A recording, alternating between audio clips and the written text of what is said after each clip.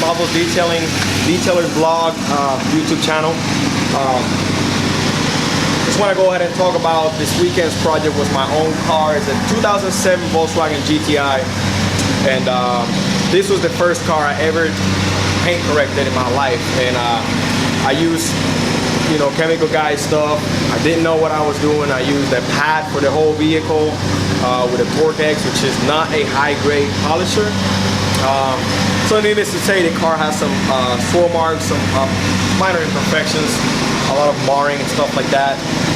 Here's one thing I found out when detailing yesterday.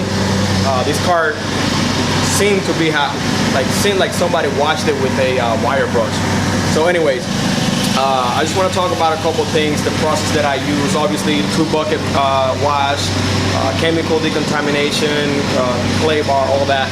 But I'm going to get more into the paint correction side and why I chose that specific method. So for this vehicle, I used a Sonax Perfect Finish with a Flex 3401 and a white pad. And the speed was between 4 and 5 for the most part. There were some parts like the back bumper, which was not mine. I bought it from somebody else, and that was the worst part of the vehicle as far as condition. So I bumped it up to a 6 on that 3401 to clear up some of those swirl marks in the back, lower back bumper. Bought it second hand again. So, but here's some of the things I want to talk about. So why I chose that and not a 3-step process or whatever. I also did ceramic coating with Seaports UK. I just put one coat of it. So why I chose that is because this car is 11 years old, going on 12 years old. It is my daily driver. It's been to the track. I mean, those of you that know me know that I drive my car like it was meant to be driven. It's got some mods in it, so it definitely is a lot of fun to drive, and I enjoy my car. First of all, excuse the background noise. There's a lawnmower guy over here. I think my neighbor's over there getting his fishing stuff ready. They're probably thinking I'm crazy talking to myself, but I'm not. I'm in my garage right now. So anyways, there are a lot of scratches on this paint. When I tell you a lot, there was so many scratches on this paint, and they were so deep that I was afraid that if I chased after those scratches with like a microfiber pad or maybe an orange pad, or I even have a gray root coarse pad, heavy cutting with like Sonax Cut Max or something of that grade, I'm afraid that I would compromise the clear coat on this car. Because you got to remember, this car is 12 years old. I bought it, I think I'm like the 3rd owner or something. So I don't know what those people did with this car, and it seemed like it was washed mainly through a drive-through car wash. I'm not so sure, maybe with a brush. One of those car wash where you do it yourself with that dirty brush. That's what it looks like.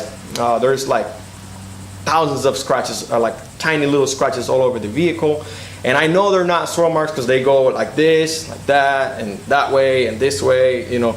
So anyways, my point is, the reason why I chose to do a polish versus a compound is because I did not want to compromise the clear coat on a 12-year-old car. This is not a show car, so like I said, it gets driven every day. So if I get some bird droppings, things like that, I need to leave some clear coat there for me to work with in case I do need it.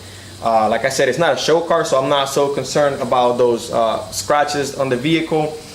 And again, chasing after that, I know that I would have done some real heavy cutting.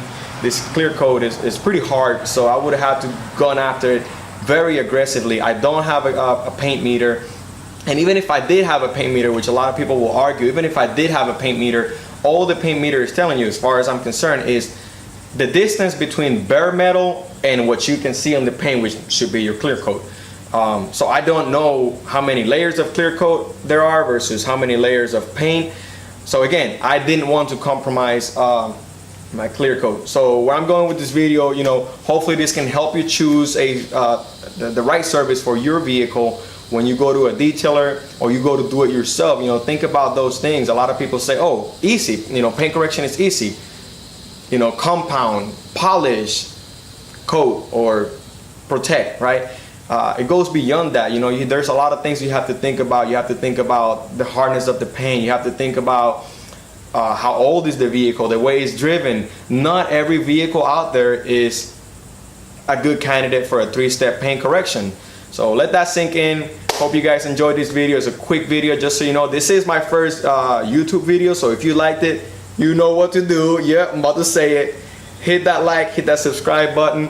And for those of you watching, my people in Puerto Rico and my Hispanic community, I will be doing videos on YouTube in Spanish. And Spanish is going to be actually my target audience, but I won't let behind those of you that live here in Florida or all over the States, my military folks. I won't leave you guys behind. I know you guys been asking for some DIY videos, stuff like that. That's coming soon. Again, this is my first video. I finally got my studio set up, which is my garage.